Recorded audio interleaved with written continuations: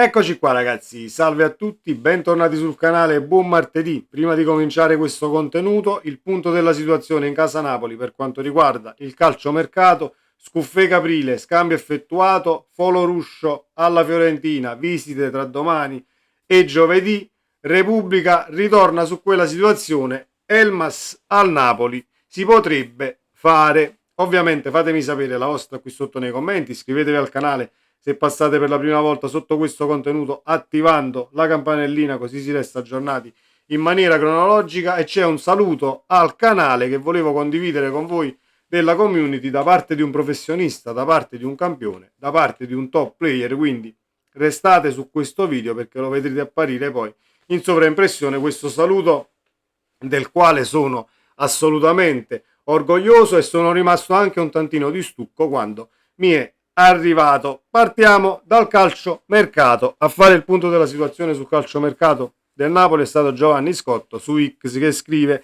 il Napoli pensa a Fazzini dell'Empoli per rinforzare il centrocampo dopo la partenza di Foloruscio. Le ultime su Fazzini però lo danno più alla Lazio per una situazione, vuole giocare più partite, a Napoli forse verrebbe relegato più in panchina per quanto riguarda poi l'unica competizione da giocare. No a Casadei, Conte per ora blocca la cessione di Spinazzola, ha chiesto di partire Rafa Marin, discorsi per il momento rinviati in attesa di individuare i sostituti giusti. Danilo e il suo agente lavorano per la risoluzione con la Juve, il Napoli ha promesso al difensore un bonus alla firma ma non pagherà indennizi alla Juve.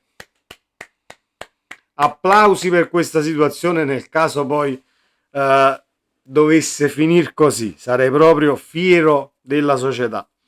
Intanto si valuta l'acquisto del 2003 Ghilardi, anche se il DS del Verona stamattina ha smentito l'interessamento del Napoli. Ghilardi del Verona, classe 2003, se non vado errato, però dovrebbe essere lasciato comunque in prestito al Verona, lo prendi ma lo lasci comunque lì, quindi non è un acquisto che verrebbe a Napoli e verrebbe a dare una mano, ecco, fino alla fine della stagione. Saranno fatte valutazioni anche su Ngong, Caprile e a Cagliari, Scuffè e a Napoli. Partiamo proprio da questi due, Caprile a Cagliari, Scuffè a Napoli. Caprile ritrova Nicola, prestito con diritto di riscatto fissato ad 8 milioni, io spero che Meret non prenda nemmeno un raffreddore.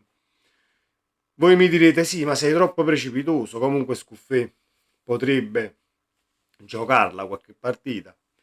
Siamo d'accordo, però diciamo che mi tengo volentieri il portiere titolare piuttosto che far entrare, diciamo, Scuffè, anche se la papera, o meglio l'errore di valutazione, mettiamola così, in una delle ultime uscite, diciamo in quel di Cagliari, mi lascia un tantino perplesso, ma poi vedremo il proseguo della stagione. Scuffè comunque a Napoli è fatta l'operazione e Caprile e a Cagliari, Folo Ruscio e la Fiorentina.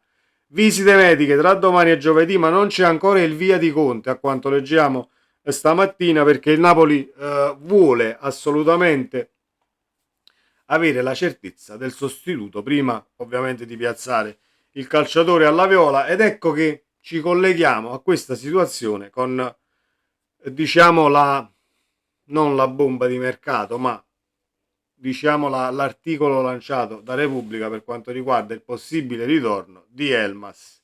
Ne abbiamo già parlato sul canale, anche perché il possibile ritorno di Elmas era una chiacchiera che si faceva anche nella sessione di mercato scorsa. A me assolutamente non dispiacerebbe, credo che per caratteristiche sia anche un centrocampista che piace molto a Conte, incontrismo quanto basta, visione di gioco, il tiro c'è, il vizio del gol anche, poi potrebbe sostituire tranquillamente un McTominay per farlo rifiatare, l'abbiamo visto nel Napoli dello scudetto sostituire egregiamente e portare punti, sottolineo portare punti a Napoli quando Quara, diciamo, mancò quel poco che mancò nell'anno dello scudetto, ed era anche una situazione, se ben ricordiamo, si fece male Quara e noi tifosi ovviamente per le prestazioni che stava fornendo Kvaratskhelia dicemmo porca miseria, abbiamo perso Quara, ma gioca Elmas, e invece Elmas si fa trovare pronto e ci porta punti e diciamo riesce a far mantenere al Napoli quel gap per poi allungare e vincere lo scudetto. Io apprezzerei la scelta di farlo ritornare, lo riaccoglierei assolutamente a braccia aperte. Il saluto di questo professionista, di questo campione, di questo top player, io sono rimasto un tantino di stucco quando mi è arrivato, ovviamente in privato, questo saluto. Vi faccio vedere di chi si tratta e poi andiamo avanti, ovviamente, nel contenuto. Eccolo qui. Ciao Gianni, grande saluto, un abbraccio forte e forza Napoli sempre. Ciao.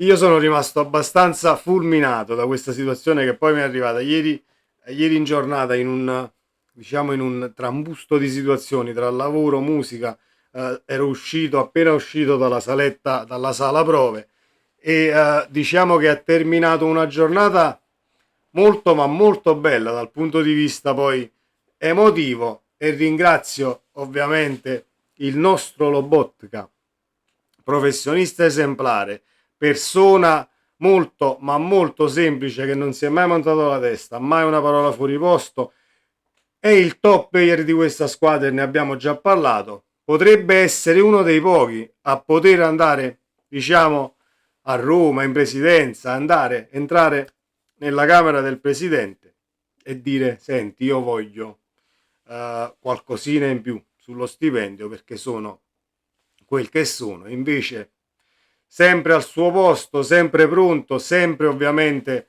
dal punto di vista disciplinare impeccabile. Poi il campo parla da sé. Lobotka è un punto fermo del Napoli e sarebbe un punto fermo di qualsiasi squadra in Europa, anche perché dal punto di vista del ruolo è anche diciamo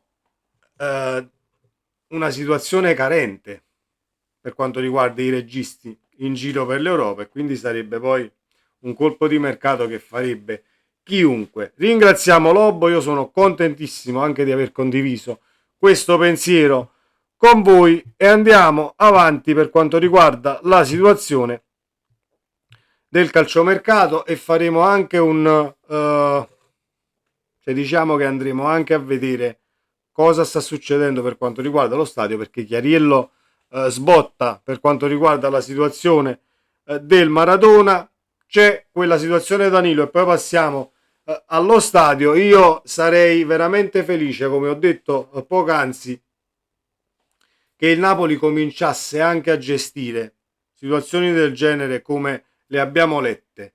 Possibile bonus alla firma, non si dà l'indennizzo alla società che ti vende il calciatore, però poi invogli, diciamo, lo stesso Danilo a venire con un piccolo bonus, alla firma. Sono manovre che comunque quando vuoi alzare l'asticella, quando vuoi fare questo step up per quanto riguarda la società, devi comunque iniziare a fare, ma sapendole fare. Il Napoli ci ha abituato sempre e da sempre che economicamente cazzate se ne fanno ben poche e infatti è un Napoli che è cambiato, però non cambia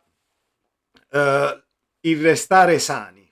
Al di là che tu abbia messo un allenatore sulla panchina che tutti dicevano voi prendete Conte, attenzione perché economicamente chiede troppo, poi vi ritroverete quando andrà via senza soldi, eccetera, eccetera, eccetera. Io rispondo così: Conte ha aperto un ciclo alla Juve perché l'ha aperto il ciclo alla Juve, ha aperto un ciclo all'Inter perché l'ha aperto il ciclo all'Inter e l'Inter è ancora oggi diciamo ne trae benefici perché poi hai alzato l'asticella per quanto riguarda diciamo l'aspetto tecnico della rosa, hai potuto vendere poi calciatori al di là delle situazioni tribunale, non tribunale, debiti, non debiti.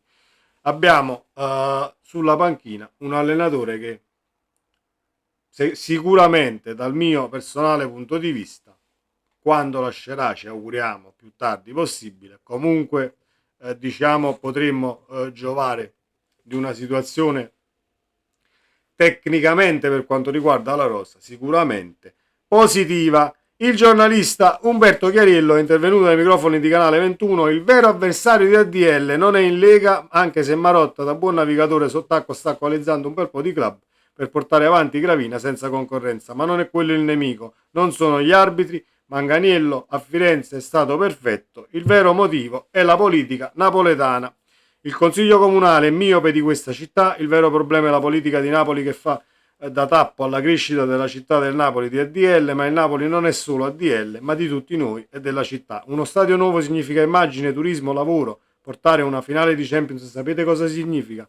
Ma abbiamo un consiglio comunale che, oltre che per assenteismo certificato, è il più forte d'Italia, se ne esce con dichiarazioni tutti i santi giorni sul Maradona. È la mia opinione e la penso così.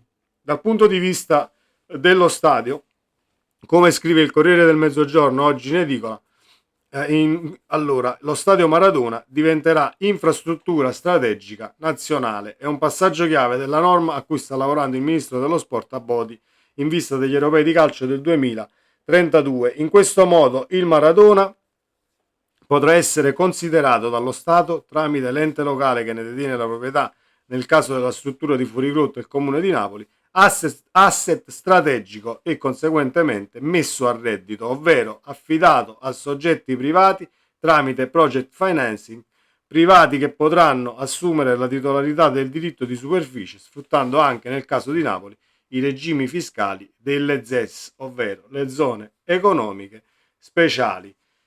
Quindi io sto riportando questa notizia per, diciamo, lasciare anche sul canale una sorta di continuo, perché abbiamo trattato lo stadio in vari video e lo faremo comunque durante tutta questa situazione fin quando non si troverà la quadra che ci auguriamo avvenga molto presto. Però vediamo che dalle notizie che escono comunque bocche da sfamare, gente che vuole azzuppare, ce n'è di tutti i colori e ce ne sono tanti, quindi situazione che va presa sicuramente con le pinze, con la dovuta calma, senza fare baggianate e molto probabilmente poi, almeno a quanto leggiamo, il Maradona potrà diventare un'infrastruttura strategica nazionale. Fatemi sapere cosa ne pensate del calciomercato. Siamo tutti contenti questa mattina, abbiamo avuto anche i saluti del nostro top player, sempre Forza Napoli, ci vediamo nel prossimo video. Ciao!